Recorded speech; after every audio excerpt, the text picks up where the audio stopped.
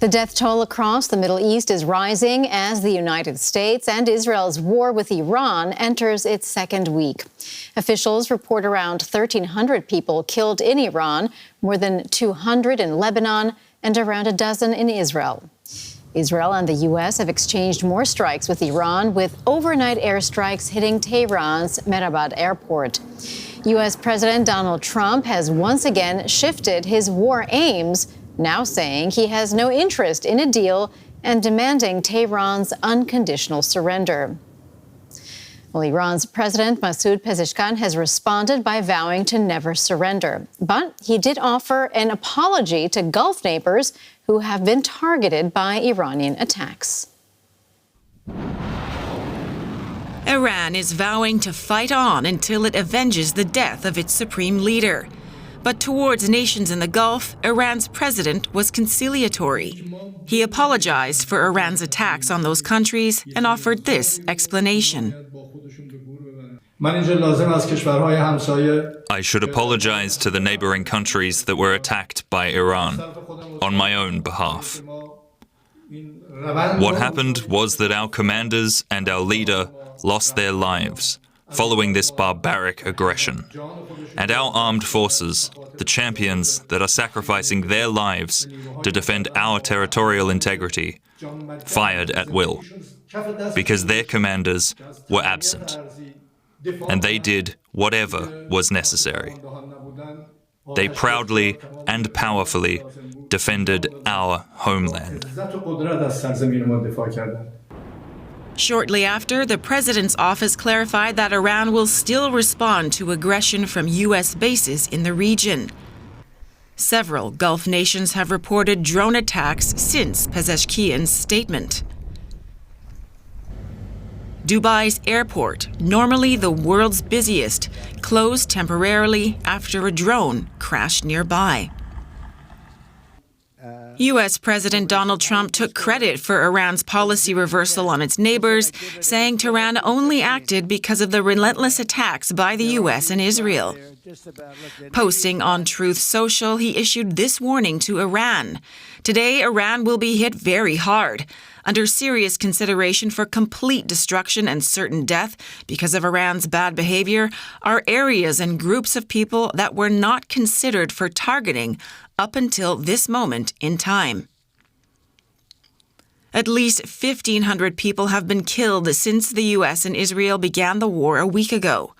But Iran's president says U.S. demands for an unconditional surrender are a dream and vows they will take it to their grave. Well, meanwhile, in Lebanon, Israel's military has issued a warning to any remaining residents in Beirut's southern suburbs to evacuate immediately. The area is a stronghold of the Iran-backed Hezbollah. Israel has also targeted parts of southern Lebanon, including the city of Tyre.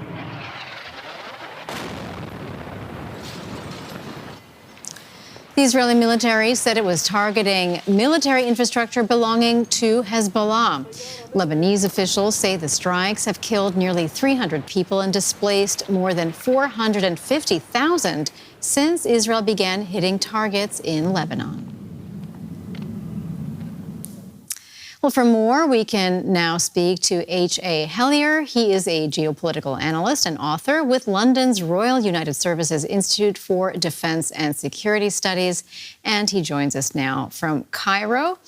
Welcome to DW. I do want to get your view on what's happening in Lebanon in just a moment, but first, what's your take on the Iranian president's apology to the Gulf states?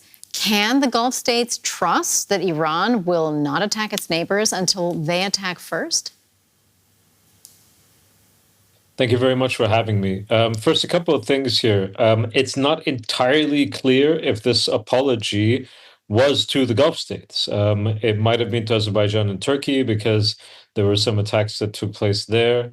But also, after this apology was aired, you had another attack on Doha, which seems to raise the question as to whether or not the apology, not necessarily that the apology wasn't sincere, but whether or not the Iranian president actually has the authority and ability to rein in those sorts of attacks. And there was apparently another message that came out afterwards that did call into question whether or not everyone's interpretation that this was about the Gulf was actually correct or not. So I think the Gulf is in the situation of wondering if they can trust what comes out of Tehran vis-a-vis these sorts of attacks, but also who's really in charge. Is it the case that the political leadership, i.e. the president and the foreign minister, really do speak for authorities in Iran? Or is there another node of authority that is controlling this? And I think probably it's the latter. Well, for many years, the Gulf states have been cultivating deep security ties with Western countries, with the United States in particular. But to what extent can they even rely on their Western partners to protect them from Iran in a situation like this?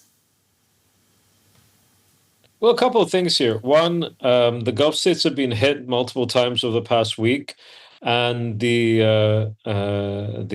aid and assistance that they might have been expecting from Western partners has been pretty slow in coming. And they do compare this to how Western countries really rushed to support the state of Israel when it was attacked by Iran in earlier rounds of conflict. So there's a very clear contrast there that I don't think is lost in the Gulf states. The other question that I think many are asking within the Gulf is these security relationships with the United States and the West more generally. First, these didn't protect them. Iran still struck, but also the U.S. has actually set off this conflict over the past week, and in direct coordination with the state of Israel, which most of the Gulf, if not all of the Gulf and much of the Arab world, views as an incredibly destabilizing actor to regional security architecture. So none of this sits particularly well with Gulf countries. I do want to get your take on Israel's actions. It's been striking targets in Lebanon, which it says are military infrastructure belonging to Hezbollah. It's also telling Lebanese civilians to evacuate from south of the Litani River. Do you see this as the beginning of a long-term Israeli occupation of South Lebanon? So just as a clarification there, they didn't just tell people to withdraw from south of Litani. They told them to withdraw from major parts of Beirut in the capital. And it's not the beginning of an Israeli occupation of southern Lebanon, because there's already an Israeli occupation of southern Lebanon. You already have positions within southern Lebanon that the Israelis refused to leave from, to withdraw from. So I think that the threats that the Israelis have been making over recent days, where they're saying they'll turn parts of Lebanon into Khan Yunis and parts of Gaza, is really quite telling. What happened in Gaza was the result of Israel's genocidal war on Gaza. For them to bring that up in any shape or form as a threat to the people of Lebanon, I think is really quite disgraceful indeed. And if we perhaps look at history, what tends to be the turning point in conflicts like this when regional wars either escalate dramatically or begin to wind down? Well, there's a number of things here. When it comes to Iran, there's also been the suggestion that the United States and the Israelis are looking to support Iranian Kurdish forces to cross over into, they're presently in Iraq, but to cross over into Iran in order to spark an uprising, to put pressure on the IRGC within the Iranian regime and bring it down that way. Right. I think this is really opening up Pandora's box.